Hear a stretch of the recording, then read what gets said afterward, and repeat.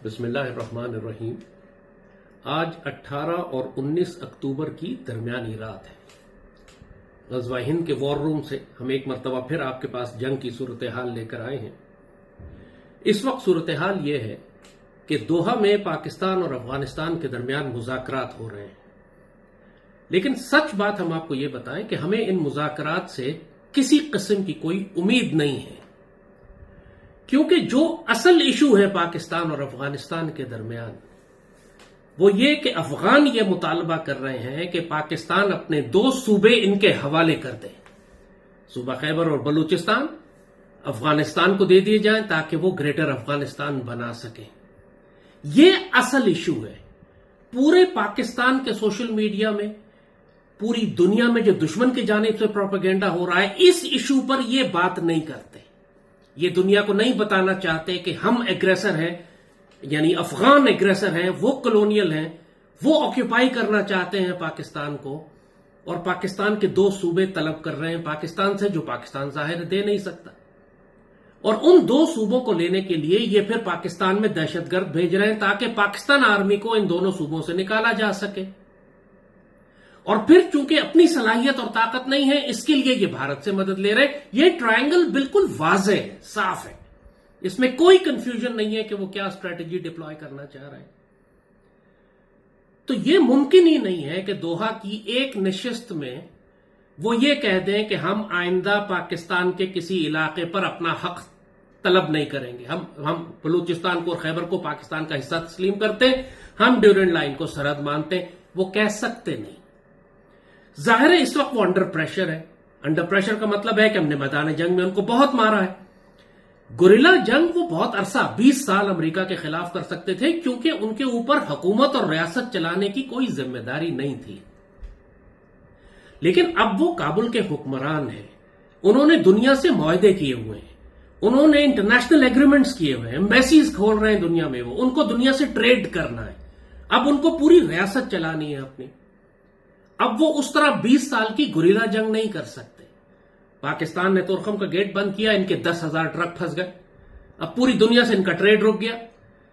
यही मामला है इनके साथ कि ये बेवकूफ और जाहिल लोग कॉन्सिक्वेंसेज और नतीजे को समझे बगैर इन्होंने पाकिस्तान के खिलाफ जंग खोल दी और अपनी एक्साइटमेंट में सारे कार्ड्स अपने खोल के सामने रख दिए कि जी हम तो अब दो सूबों पर भी कब्जा करेंगे, हम पाकिस्तान की काफिर रियासत को तबाह करने के लिए आ रहे हैं। 1947 से ये पाकिस्तान से अपने दो सूबे मांग रहे हैं, पाकिस्तान के खिलाफ जंग कर रहे हैं। उस वक्त कौन सा काफिर रियासत वाला मसला था? जाहिर शाह कौन सा पाकिस्तान तबाह करना चाहता था? इसलिए कि पाकिस्तान काफिर रियासत है। ये सरदार दाऊद को कोई काफिर रियासत से क्या प्रॉब्लम थी? जो नजीबुल्ला और कम्युनिस्ट और सोवियट्स आए, उनको इस काफिर रियासत से क्या प्रॉब्लम थी? काफिर रियासत वाला ड्रामा तो ये सिर्फ वो इस्लामी टच है जो वो दे रहे हैं। असल मकसद इनका वही है कि एथनो नेशनलिस्ट है, कॉलोनियल है, तकब्बुर है इनको कि हम पश्तून नेशनलिस्ट हैं। इस्लाम का सिर्फ एक कवर है, वो इस्लामिक टच की जो बात हमने की। लिहाजा दोहा एग्रीमेंट से हमें कोई उम्मीद नहीं है। ये वादे कर लेंगे, कस्में खा लेंगे कि जी ठीक है, हम तालिबान टीटीपी के खिलाफ, हम कैपेसिटी नहीं है हमारी, हम उनको मार नहीं सकते, हम उनको कोशिश करेंगे रोकने की। डॉज देंगे आपको, ये चक्कर देंगे, बेवकूफ बनाने की कोशिश करेंगे। बहुत मक्कार और धोखेबाज लोग हैं। कभी वादे की पाबंदी, जबान की पाबंदी, ये चीजें इनके लिए मैटर नहीं करती। ऑनर ऑफ अ मोमिन, एक मुसलमान की गैरत, उसकी जबान, उसकी पासदारी, ये सब चीज अफगान नहीं जानता है। वह मक्कारी धोखेबाजी है, सिर्फ कज्जाब है परले दर्जे के। झूठ बोलना इनके नजदीक डेली रूटीन मैटर है, इट्स पार्ट ऑफ लाइफ। कभी भी सच नहीं बोलता अफगान, और ना कभी वादे की पाबंदी करेगा। आपस में नहीं करते, पाकिस्तान के साथ कैसे करेंगे ये? 6 पार्टीज अलायंस, 6 पार्टीज जो बनाई गई थी, जब ये आपस में सोवियत यूनियन के निकलने के बाद इन्होंने खाना जंगी शुरू कर दी। पाकिस्तान, जनरल ज़िया-उल हक चाहते थे कि एक मुजाहिदीन की हुकूमत बने वहां पे, इसीलिए पहले जनरल ज़िया-उल हक को शहीद करवा दिया गया 88 में। तो जो मुजाहिदीन की हुकूमतें बाद में बनने की कोशिश हम करते रहे, ये आपस में इस तरह कुत्ते की तरह लड़े कि इन 6 के 6 को दफा करके फिर मुल्ला उमर की हुकूमत आ गई कि अफगानिस्तान के लोग खुद तंग आ गए कि यार ये 6 को दफा करो, अब मुल्ला उमर को हम लेते। पाकिस्तान इनको खाने काबा में बिठाता था ले जाके कि यार आपस में वादे करो कि झगड़ा नहीं करोगे। ये वापसी की फ्लाइट इस्लामाबाद लैंड नहीं करती थी, जहाज में लड़ रहे होते थे कुत्ते की तरह। अब क्या करें? तो ये आपस में भी एक दूसरे के साथ किसी वादे की पासदारी करने वाले नहीं है। लिहाजा पाकिस्तान को हम बहुत सख्ती से नसीहत करेंगे कि धोखे में मत आना। हमारा सिर्फ एक एजेंडा है, हमें कोई झगड़ा नहीं है अफगानिस्तान के साथ, हम कोई उन पर कब्जा नहीं करना चाहते, हमारा कोई कॉलोनियल एजेंडा नहीं है, हम उन्हें कंट्रोल नहीं करना चाहते। हम सिर्फ ये कह रहे हैं यार हमारे 2 सूबों में बदमाशी बंद कर दो। कौन सी गलत बात है जो हम कर रहे हैं? यार दहशतगर्द भेजना बंद कर दो। हम कौन सी गलत बात है कर रहे हैं? यार इंडिया के साथ मिलकर हमारी मगरबी सरहदों पे मसला ना खड़ा करो, क्योंकि मशरकी सरहदों से भारत दाखिल होने वाला, अभी एक जंग हमारी हो चुकी है, मजीद होने वाली है। हम कौन सी गलत बात है जो अफगान तालिबान से कर रहे हैं? हम कहां ज्यादती कर रहे हैं? चूंकि अफगानिस्तान का जैसे कहा ना इमेज बना हुआ है कि अमेरिका के खिलाफ मुजाहिदीन, तो पूरी मुस्लिम दुनिया में जो इस्लामिक मूवमेंट्स हैं वो कंफ्यूज्ड है। एक जाने पाकिस्तान की बड़ी इज्जत है, मगर जब पाकिस्तान अफगान तालिबान को मार रहा है तो यही परसेप्शन बिल्ड हो रही है कि जी पाकिस्तान अमेरिका के कहने पर इनको मार रहा है। और बीच में ट्रंप गेम खराब करता चला जा रहा है, क्योंकि कुछ अर्सा पहले ट्रंप ने कहा था कि हमें बागराम चाहिए। तो दुनिया में यह तासुर दिया जा रहा है कि पाकिस्तान अफगान तालिबान को अमेरिका की तरफ से मार रहा है ताकि अमेरिका बागराम एयरबेस पर आ सके। यानी आप परसेप्शन देखें दुनिया में क्या बनी हुई है, जिसका हकीकत से कोई ताल्लुक नहीं। और ट्रंप मजीद गेम खराब कर रहा है बार बार बोलकर।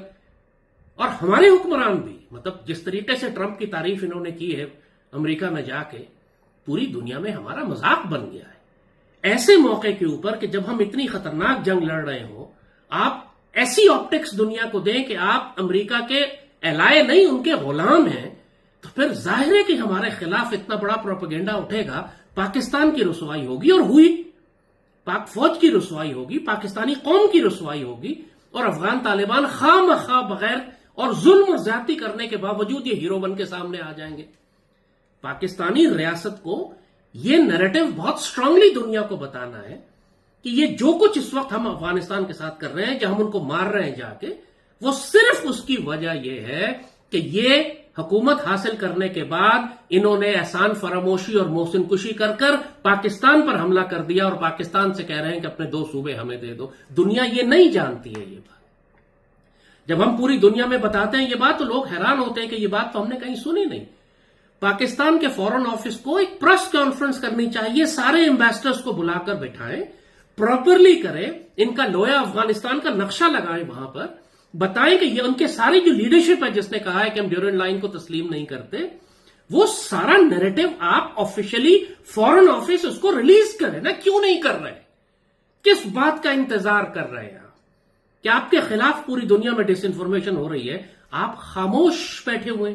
दुनिया में किसी मुसलमान मुल्क को पता ही नहीं। हमने अपने ब्रास्टैक्स की तरफ से हर जबान में ट्रांसलेट करवा कर पूरा एक नैरेटिव भेजा पूरी दुनिया में, जो हमारे ताल्लुकात थे तुर्की में, चाइना में, ईरान में, अफगानिस्तान में, यूरोपियन वर्ल्ड में, हर जगह हमने हर लैंग्वेज में ट्रांसलेट करके भेजा कि असल झगड़ा यह है कि वो पाकिस्तान पर हमला कर रहे हैं, पाकिस्तान उन पर हमला नहीं कर रहा।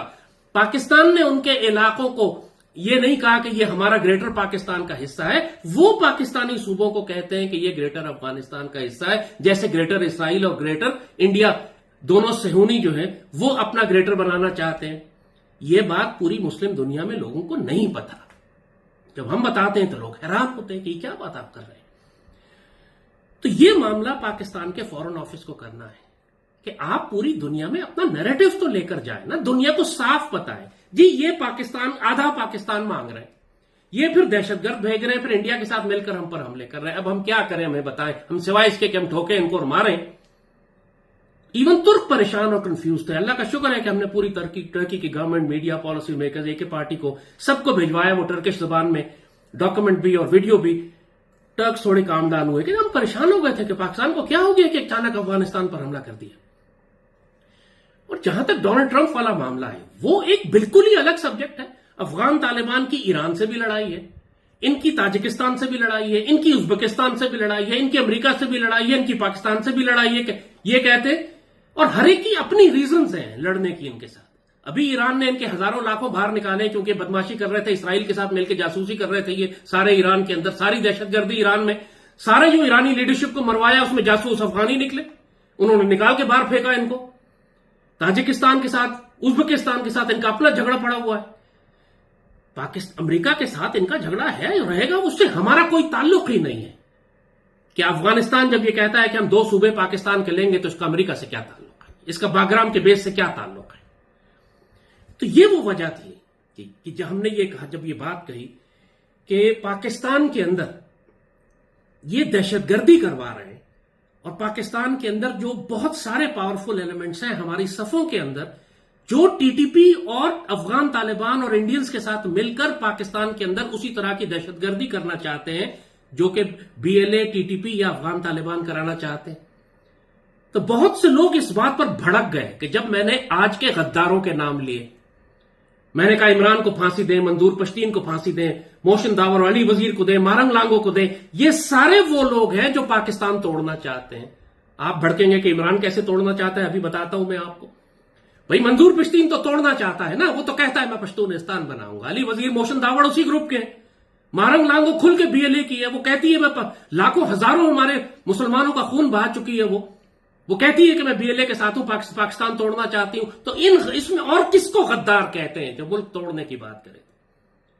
अब आइए इमरान की जानिब। पाकिस्तानी कौम में साफ बता रहा हूं, इमरान को नहीं जानती। ये कितना जहरीला आदमी है, क्या इसके जहन में चल रहा है, इस वक्त पाकिस्तानी कौम, इवन पाकिस्तान आर्मी भी नहीं जानती। इमरान का आइडियल है इस वक्त जो ये फंसा हुआ है जेल के अंदर, इस वक्त इसकी प्लानिंग और स्ट्रैटेजी ये है, जो स्ट्रैटेजी आइडियलाइज कर रहा है ये शेख मुजीब को कर रहा है। ये हमेशा से शेख मुजीब की मिसालें देता रहा है अपने कि हम शेख मुजीब वाला मामला मेरे साथ हो रहा है और ये हो रहा है, शेख मुजीब। ये तो अल्लाह ने बांग्लादेश में इनकलाब बर्पा कर दिया, खुद बंगालियों ने शेख मुजीब को जलील कर दिया। तो अब ये शेख मुजीब का नैरेटिव बोलता नहीं है, लेकिन इसके दिल में मॉडल वही है। अब मॉडल क्या है शेख मुजीब का? शेख मुजीब ने अगरतला साजिश की थी पाकिस्तान तोड़ने की, और इस काम के लिए भारत ने उसको दहशतगर्द बना के दिए थे मुक्तिबानी के। तो शेख मुजीब की स्ट्रैटेजी यह थी कि वो पाकिस्तान के डेमोक्रेटिक प्रोसेस को इस्तेमाल करके इक्तदार में आएगा, और अगर उसको इक्तदार न मिला तो वो दहशतगर्दों के जरिए इंडियन आर्मी की मदद से पाकिस्तान को तोड़कर अलग कर देगा। भुट्टो इस गेम में इसके साथ शामिल था, दोनों वजीर आजम बनना चाहते थे, एक ही सोल्यूशन था, इधर तुम इधर हम। और इन सब ने गेम खेली पाकिस्तान आर्मी के साथ। याहिया खान बेवकूफ शराबी आदमी था, उसको पता ही नहीं था क्या हो रहा है उसके साथ। और ये जो शुरू थे बड़ नापाक और जलील और कनिंग पॉलिटिशियन दोनों, भुट्टो भी और शेख मुजीब भी, ये खेल गए आर्मी के साथ। इन्होंने मशरकी पाकिस्तान में जो फसाद बरपा हुआ, देखिए शेख मुजीब जेल में था जब मशरकी पाकिस्तान टूटा है, याद रखिएगा ये बात। इमरान एग्जैक्टली इसी फॉर्मूले पर जाना चाहता है। शेख मुजीब को गद्दारी की वजह से जेल में डाला हुआ था, इसने बाहर अपने मुक्ति बानी के दहशतगर्दों के जरिए पाकिस्तान आर्मी पर हमला करवा दिया। मशरकी पाकिस्तान में लाखों पाकिस्तान से प्यार करने वाले शहीद करवाना शुरू कर दिए। नतीजतन फौज को ऑपरेशन करना पड़ा। 9 महीने तक मशरकी पाकिस्तान में पाक फौज फंस चुकी थी, और जब बिल्कुल सिचुएशन जो थी, पाकिस्तान आर्मी फंसी हुई थी, मगरबी पाकिस्तान से राब्ते टूट गए थे, फिर इंडियन आर्मी दाखिल हुई और मशरकी पाकिस्तान का फॉल हो गया। और जब मशरकी पाकिस्तान का फॉल हुआ, सकूत ढाका के बाद मुजीब को जेल से निकालकर वजीर आजम बना दिया गया। एग्जैक्टली यही मॉडल इमरान फॉलो करना चाहता है। मैं आपको साफ बता रहा हूं, ये इमरान की प्लानिंग है, ये इसकी स्ट्रैटेजी है। अगर अगरतला साजिश जब वो पकड़ी गई थी, उस वक्त आप शेख मुजीब को फांसी दे देते, कानूनी तरीके से फांसी देते। वो साजिश थी, उसने इंडिया के साथ प्लान बनाया था पाकिस्तान तोड़ने का। ये साजिश पकड़ी गई थी, इसका मुकदमा चला था। जब ये मुकदमा चला था तो सियासी जमातों ने सिर्फ ये कहा कि बड़ा लीडर है, इसको छोड़ दें। आज एग्जैक्टली जो बात मुझे कही जाती है, कितना बड़ा लीडर है आप कहते हैं फांसी दे दें। शेख मुजीब भी बहुत बड़ा लीडर था, लेकिन अगर उस वक्त फांसी दे दी जाती तो मशरकी पाकिस्तान न टूटता। उस बड़े लीडर को आपने, जिसके दहशतगर्द ग्रोथ है, जिसके साथ काम कर रहे थे, जिन्होंने पाकिस्तान के ऊपर हमला किया और फिर भारतीय फौज को बाहर से इनवाइट किया, उस बड़े लीडर ने पाकिस्तान तोड़ा। एग्जैक्टली यही गेम भुट्टो ने मगरबी पाकिस्तान में की हुई थी। पाकिस्तान तोड़कर बाहर चला गया, बाहर बैठ के इंतजार करता रहा। आर्मी जलील हो गई, आर्मी के पास लीडरशिप ही कोई नहीं थी उस वक्त। मजबूरन इसको बुलाया कि जी आप प्राइम मिनिस्टर बन जाए। 2 गद्दार जिन्होंने पाकिस्तान तोड़े, वो दोनों विंग्स के प्राइम मिनिस्टर बन गए। मुजीब इधर बन गया, भुट्टो इधर बन गया। अब ये मॉडल इमरान के सामने है। तो इमरान का प्लान ये है, और यही इसीलिए आप देखेंगे कि टीटीपी को ये बचाता है, क्योंकि टीटीपी इसकी मुक्ति बहानी है। और टीटीपी को भारत बचाता है, क्योंकि भारत वो इंडियन आर्मी वाला रोल प्ले करेगी जो उन्होंने मुक्ति बाहिनी के साथ किया था। तो पाकिस्तान के अंदर इस वक्त एग्जैक्टली मशरकी पाकिस्तान वाला सिनारियो बिल्ड हो रहा है। एक इमरान का जो अगरतला साजिश थी वो 9 मई करके ये जेल में चला गया। अब ये जेल में बैठा है उसी तरह जिस तरह शेख मुजीब जेल में बैठा था। वहां से बैठकर ये बगावतें करवा रहा है, मुल्क के अंदर अनार्की क्रिएट कर रहा है, फौज के खिलाफ बयानियां बना रहा है। और टीटीपी इसका मिलिटेंट विंग है और टीटीपी को अब बैकिंग मिल गई है पूरे एक मुल्क की, अफगानिस्तान से। और खतरा हो गया, मुक्ति बाहिनी को इंडिया से बैकिंग थी, टीटीपी को अफगानिस्तान से बैकिंग है। उस वक्त इंडिया चारों तरफ से मशरकी पाकिस्तान को घेर के बैठा था, अब पाकिस्तान की मशरकी सरहद पर इंडिया बैठा हुआ है, मगरबी सरहद पर अफगानिस्तान और टीटीपी है। और पाकिस्तान के अंदर अब और बहुत सारी पॉलिटिकल फोर्सेस आ गई हैं जो पाकिस्तान तोड़ना चाहती हैं, जो मोबिलाइज कर रही हैं एथनिक लाइंस के ऊपर, जैसे मंजूर पिश्तीन की मैंने बात की, मारंग लांगो की मैंने बात की, और दूसरे जो एथनो नेशनलिस्ट हैं जो पाकिस्तान तोड़ने की बात कर रहे हैं। अहमद वली खान है, जिस तरीके से अवामी नेशनल पार्टी सारी जिंदगी पख्तूनिस्तान बनाने के लिए पाकिस्तान तोड़ने की कोशिश करती रही है। तो आपको अगर यह लगता है कि मैं ज्यादती कर रहा हूं और मेरी डिमांड बहुत सख्त है, तो ठीक है, इंतजार कर लें, देखें जिस वक्त इमरान अपने मुक्ति बाहिनी को लॉन्च करेगा पाकिस्तान में। मशरकी पाकिस्तान में 5 लाख मुसलमान जिबा हुए थे एक महीने के अंदर। ऑपरेशन जो उन्होंने 15 मार्च को जो ऑपरेशन लॉन्च किया, 15 दिन के अंदर अंदर 5 लाख मुसलमानों को मुक्ति बाहिनी ने जिबा कर दिया था। एग्जैक्टली यही गेम प्लान इनका पाकिस्तान के अंदर है। इन्होंने जगह जगह अपने एसेट्स और अपने स्लीपर सेल्स बनाए हुए हैं। आप देख नहीं रहे कि पीटीआई की सारी लीडरशिप जो इस वक्त खैबर के अंदर है कितनी हॉस्टाइल हुई हुई है पाकिस्तान की। रोज धमकी देते हैं हम फेडरेशन के खिलाफ जाएंगे, हम हथियार उठाएंगे, हम जंग करेंगे, हम ये कर देंगे, वो कर देंगे। इनके साथ पीटीएम के मिलिटेंट्स हैं, इनके साथ एएनपी है और इन सब के साथ टीटीपी है। इससे कोई फर्क नहीं पड़ता कि आपस में एक दूसरे के कितने दुश्मन है। या नजरियाती तौर पर कोई सुर्खा है तो कोई सफेद है तो कोई काला है। यह अफगान तालिबान ने यह बात कही थी कि जब हम पाकिस्तान पर हमला करेंगे तो हमारे सारे झंडे, यानी हमारे कम्युनिज्म का झंडा भी और हमारा सफेद झंडा भी, सब झंडे इस्लामाबाद पे लगे होंगे, हम सब मिलकर पाकिस्तान पर कब्जा करेंगे। पाकिस्तान के खिलाफ ये मुत्तहिद है, पाकिस्तान आर्मी के खिलाफ ये मुत्तहिद है। आज मैं देख रहा हूं मीडिया में जो पागल हुए हैं, यानी इस वक्त नहीं, मैंने जो बात कही ना इमरान को फांसी दो, तो कौन पागल हुआ? सारे पीटीआई वाले तो अंडरस्टैंडेबली पागल हुए। इंडिया में आग लग गई, पूरा इंडियन मीडिया चीख रहा है कि इसने डिमांड कर दी कि इमरान को फांसी दो। जहन्नुम के कुत्ते टीटीपी वाले चीख रहे हैं कि इसने कहा जी इमरान को फांसी दो। जहन्नुम के कुत्ते कहते हैं कि हम किसी को वजीर आजम एक्सेप्ट नहीं करेंगे सिवाय इमरान के। क्या मतलब है इसका? अफगान तालिबान कहते हैं हम पाकिस्तान में किसी को वजीर आजम में नहीं मानते सिवाय इमरान के। इसका क्या मतलब है? भारत कहता है इमरान हमारा सबसे बड़ा एसेट है, इसके जरिए हम पाकिस्तान को डिस्टेबलाइज करेंगे, जैसे शेख मुजीब के जरिए इन्होंने किया। जब काम खत्म हो गया तो शेख मुजीब को खुद ही कत्ल करवा दिया। इमरान का भी ऐसी यूजफुल इडियट है, डिस्पोज कर दिया जाएगा बाद में इंडिया की तरफ से। तो जब मैंने ये बात कही कि इमरान को फांसी दो, तो सारे पाकिस्तान के दुश्मन, चाहे वो मगरिब में बैठे हों, ज़ायनिस्ट हों, चाहे वो मशरक के हिंदू सेहूनी हो, चाहे खवारिज हो हमारी मशरकी सरहद पर या हमारे अंदर, या पीटीआई के हो, एग्जैक्ट एक जबान बोल रहे थे। तो अगर आपको यह लगता है कि मैं एक एक्सट्रीम रेडिकल व्यू दे रहा हूं, तो ठीक है, आप इंतजार करें, रखें ये सारा सिनारियो जो मैंने आपको बताया इसको अनफोल्ड होने दें। आप अपनी गलियों में लाशें उठा रहे होंगे थोड़े दिनों में। अफगान तालिबान किसी सूरत में अब रुकने वाले नहीं है। जहन्नुम के कुत्तों को वो पूरी तरह लॉन्च करेंगे पाकिस्तान के अंदर। हर शहर में हमारे 10, 20, 50 सुसाइड बॉम्बर्स को लाके बिठाएंगे वो। और जब इनके लिए इंडिया हमला करेगा मशरक की जानिब से, जब पाकिस्तान आर्मी इंगेज होगी पाकिस्तान के दिफा में मशरकी सरहदों पर, ये पूरे मुल्क में आग लगा दें, गली गली लाशें उठाएंगे आप।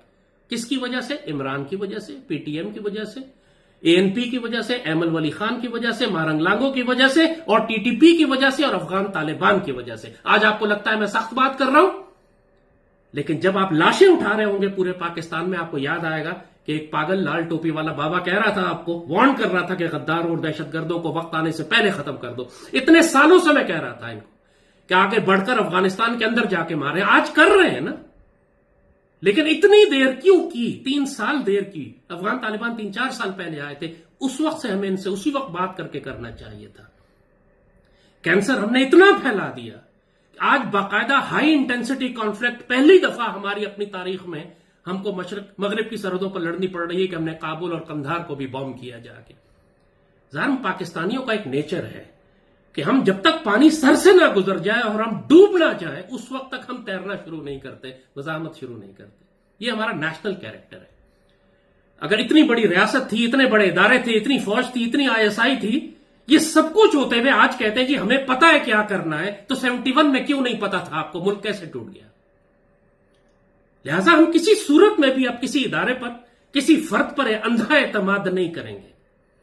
हम उनको एडवाइस करेंगे, नसीहत करेंगे, उनको बचा कर रखेंगे, उनकी हिफाजत करेंगे, दुश्मनों को एक्सपोज करेंगे वक्त से पहले। 71 में मैं नहीं था ना, मैं छोटा था। अगर उस वक्त मेरे पास ये तजुर्बा और एक्सपीरियंस होता तो यकीनी तौर पर उस वक्त ये आवाज उठाते कि अगरतला साजिश वाले को फांसी दो। अल्लाह ने वो इस पाकिस्तान का नुकसान हमें इसलिए करवा दिया कि आज हम उससे सबक सीखें। आज इमरान शेख मुजीब बन चुका है, इसकी मुक्ति बाहिनी टीटीपी और इसके साथ कई बहुत सारी दहशतगर्द तंजीमें आज एग्जैक्टली उसी तरह इंडिया अंदर अनारकी फैलने का इंतजार कर रहा है ताकि मशरक से दाखिल हो, मगरबी सरहदों पर अफगान तालिबान टीटीपी को लॉन्च कर रहे हैं। अगर आपको ये बातें लगता है कि ये इसको पागलखाने में दाखिल करा देना चाहिए, जैसे बहुत सारे पीटीआई के एंकर ये आजकल दावा कर रहे हैं, इनको आग लगी इस बात पे कि ये तो बेवकूफी की बातें हैं, तो ठीक है रुको, मुझे क्या प्रॉब्लम है, मैं बैठा हूं इसी जगह, हम यहीं बैठे हैं ना। फतरब्बसू नहनु माकुम मिनल मुतरब्बिसीन, तुम इंतजार करो, हम तुम्हारे साथ इंतजार कर रहे हैं। चंद दिनों बाद जब तुम्हारे घर से बच्चियां उठाई जाएंगी, तुम्हें गली कचरों में कत्ल किया जाएगा, जिबा किया जाएगा टीटीपी के हाथों। जब वो मारने आएंगे ना, ये नहीं देखेंगे कि तुम पीटीआई के हो या किस सियासी जमात के हो। सुसाइड बॉम्बिंग ये नहीं देखती, कार बॉम्बिंग ये नहीं देखती। आज हम तुम्हें नसीहत कर रहे हैं कि इन गद्दारों को वक्त आने से पहले दबोच लो, इससे पहले कि ये तुम्हारे हाथ से गेम निकल जाए। पाकिस्तान आर्मी को भी हम यही कह रहे हैं, मशरकी पाकिस्तान में आपके हाथ से गेम निकल गई थी।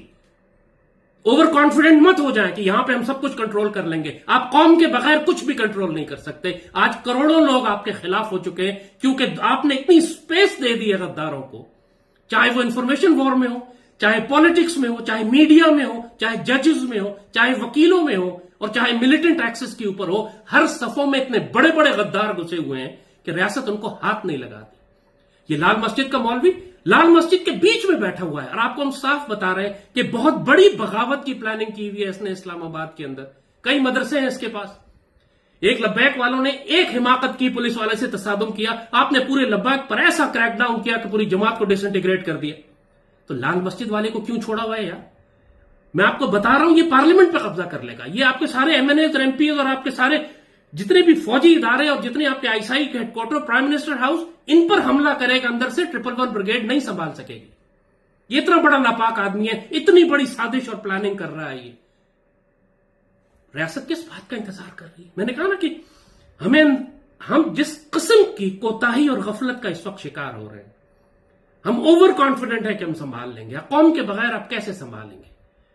अगर दुश्मन से जंग की आपने तैयारी की है तो क्या जंग की तैयारी में कौम की तरबियत शामिल नहीं होती? आपने ना नेशनल गार्ड्स एक्टिवेट किए, ना आपने रिजर्व कॉल किए, ना आपने वुमेन्स गार्ड बनाए, ना आपने सिविल डिफेंस की ट्रेनिंग दी है, ना फूड एंड फ्यूल सिक्योरिटी आपने मेंटेन की है। कौन सी तैयारी की है आपने? कम से कम अपने रिजर्व को कॉल करें, कई लाख रिजर्वर्स को बुलाएं, वापस उनको डिप्लॉय करें। उनको डिप्लॉय करते करते 2-3 महीने लग जाएंगे आपको। वक्त बिल्कुल खत्म हो चुका है आपके पास। अल्लाह ताला का करम और फजल है कि दुश्मनों पर रोब डाला हुआ है उसने भारत में। मुशरिक दुश्मन हमारा खौफजदा हो जाता है, खुद ही अपने साय से अल्लाह उसको खौफजदा करता है। रोब और दबदबे से अल्लाह आपकी मदद करता है। आप खुशफहमी का शिकार हो जाते हैं कि दुश्मन तो आ ही नहीं रहा, अल्लाह आपको तैयारी का मौका दे रहा है। तो यही बात हम बार बार कहेंगे कि आप बेशक मुझे फांसी चढ़ा दें, मुझे पागलखाने में दाखिल करा दें, क्या फर्क पड़ेगा? जो हम कह रहे हैं होगा तो वही।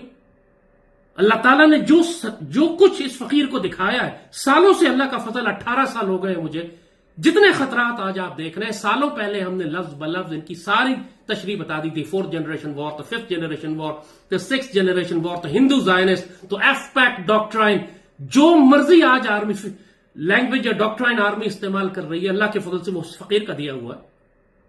आज भी वही एग्जैक्टली जो कुछ हम कहते रहे कि अंदर जाकर मारो इनको वहां पर, और टीटीपी के साथ ये सलूक करो कि शरीयत नाफिज करो, हाथ और पांव उनके मुखालिफ सिमतों से काटकर सूली चढ़ाओ। अगर मैं कुरान की ये आयत पढ़ता हूं तो ये पीटीआई वाले कहते हैं कि जी दहशतगर्द है, मुतशद्दिद है, पागलखाने में दाखिल कराओ, क्योंकि ये कहता है कि दहशतगर्दों पर शरीयत नाफिज करो। तो मैंने जब कहा कि इमरान गद्दार है, मारंग बलोच, मारंग लांगो गद्दार है, मंजीर खंजीर गद्दार है, ये बात तो खुद फौज ने भी कही है। अगर आप जनरल फैज को कोर्ट मार्शल कर सकते हैं और उस पर सजाए मौत हो सकती है उसको, तो इमरान भी तो फैज का साथी है ना, कोलैबोरेटर है। उसने भी तो वही ट्रीजन की है जो फैज कर रहा है। तो इमरान को आप लीगली कानूनी तौर पर कोर्ट मार्शल करें, फौजी अदालत में लेकर आए, मुकदमा करें इसके ऊपर। और ये कोई मैं फौज के लिफाफे की वजह से नहीं कह रहा हूं जो बिल्ड किया जाता है कि जी फौज कुछ अरसे के बाद इनको लॉन्च करती है, बगैर, क्योंकि खुद लिफाफे के बगैर काम नहीं करते ना। ये जानते ही नहीं कि अल्लाह उसके रसूल सल्लल्लाहु अलैहि वसल्लम की मोहब्बत में एक मुजाहिद कैसे ड्यूटी करता है। मैं 22 साल का था तो अफगानिस्तान गया था जिहाद करने सोवियत यूनियन के खिलाफ। उस वक्त मुझे किसने लिफाफा दिया था? बगैर तो ये बगैरत चूंकि खुद लिफाफे के बगैर काम नहीं करते, सारी जिंदगी मेरी दुश्मनों के खिलाफ जिहाद करते गुजरी है। मैं ये लिफाफे के लिए जिहाद करता हूं?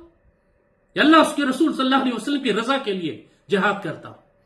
जो हमारे मुजाहिदीन और पाक फौज के जवान जो कुर्बानियां देते हैं, लिफाफे के लिए कुर्बानियां देते हैं, तनख्वाह के लिए कुर्बानियां देते हैं, या अल्लाह उसके रसूल की मोहब्बत में पाक सरजमीन के परचम की हिफाजत के लिए कुर्बानियां देते हैं। एक बेगैरत बेशरम आदमी यह बात कहेगा कि हम अल्लाह और उसके रसूल का और पाकिस्तान का और गज़वा हिंद का इसलिए दिफा करते हैं, गज़वा हिंद की बात करते हैं कि हमको फौज से लिफाफा मिलता है। इन्ना लिल्लाहि व इन्ना इलैहि राजिऊन। तो पाक फौज के लिए भी बड़ी सख्त नसीहत है, आप देर कर रहे हैं। दुश्मन बहुत एग्रेसिवली मूव कर रहा है। अफगान तालिबान को हमने मैदान जंग में ठोका है। अभी उनमें इतनी कैपेसिटी नहीं है कि वो आगे बढ़कर हमसे बहुत लंबे अरसे मुकाबला कर सके। आपने अच्छा किया, इनकी सप्लाई लाइंस भी बंद कर दी, इनके वीजे भी बंद कर दें, इनको चोक करें इकोनॉमिकली भी और मिलिटरली भी। मगर असल खतरा हमको अंदर से, हमें 3 फ्रंट वॉर लड़नी पड़ेगी, मशरिक मगरिब और अंदर। और हमारे अंदर जो शेख मुजीब है वो इमरान है, इसके मिलिटेंट एक्सेस है, टीटीपी भी, बीएलए भी, पीटीएम भी, जो हमने नाम लिए हैं सबके, इन सारों को पकड़कर अंदर, आपने महारंग को अंदर बंद किया, पूरे बलूचिस्तान में हंगामे और जुलूस खत्म हो गए। आपको सेंटर ऑफ ग्रेविटी खत्म करनी है दुश्मन की। आपने जो सख्ती टीएलपी पे की है वो सख्ती पीटीआई पे क्यों नहीं कर रहे, पीटीएम पे क्यों नहीं कर रहे? इनको क्यों नहीं आप अंदर कर रहे? सारों को सजा क्यों नहीं दे रहे, फांसियां क्यों नहीं दे रहे? इमरान के साथ वही सलूक करें जो किसी गद्दार के साथ होना चाहिए। पाकिस्तान की तारीख में आज तक एक गद्दार को सजाए मौत नहीं सुनाई गई। फैज को पहले लटकाए, उसके साथ वाले खंबे पर इमरान को लटकाए, ताकि कोई यह ना कह सके कि फौज ने अपने लोगों को सजा नहीं दी। लटकना तो बाजवा को भी चाहिए, पता नहीं आपने क्यों छोड़ा हुआ उसको। तो जब यह काम फौज करेगी तो फिर आप जिसको मर्जी अंदर सजा देते रहे, किसी की मजाल नहीं है। और फौज को करना चाहिए, वरना हम, जैसे हमने कहा, मत सुने मेरी बात, थोड़े दिन देख ले, वही 15 मार्च के बाद वाला मामला हो जाएगा। एक दिन ये ट्रिगर करेंगे। 15 March was the trigger date Sheikh Mujib की 71 में, जब उन्होंने अचानक पूरे मशरकी पाकिस्तान में कत्लेआम शुरू कर दिया। पाकिस्तान आर्मी रेजिस्ट नहीं कर सकी, 5 लाख मुसलमान ज़िबा हो गए। एग्जैक्टली यही प्लान इस वक्त पीटीआई का, पीटीएम का, टीटीपी का, बीएलए का है। वो स्लीपर सेल्स पूरे मुल्क में बिछा रहे हैं। इनकी सारी लीडरशिप आपके सामने पाकिस्तान में घूम रही है, पाकिस्तान को गालियां दे रही है, कोई इसको हाथ लगाने वाला नहीं है। सिर्फ इमरान जो सोशल मीडिया पे बगावत बर्पा कर रहा है वो इतनी खौफनाक है। आप बाकी छोटे छोटे बच्चों को एक पोस्ट लगाने पे उठा लेते हैं। अभी तक इमरान का सोशल मीडिया अकाउंट्स बंद क्यों नहीं हुए? आप, जैसे हमने कहा कि हमारा काम अजान देना था, हमने आप तक पहुंचा दी ये बात।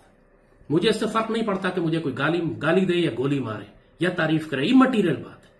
जाहिर है ना मैं किसी हुकूमत के लिए काम कर रहा हूं, ना मैं फौज की तनख्वाह या लिफाफे पर हूं।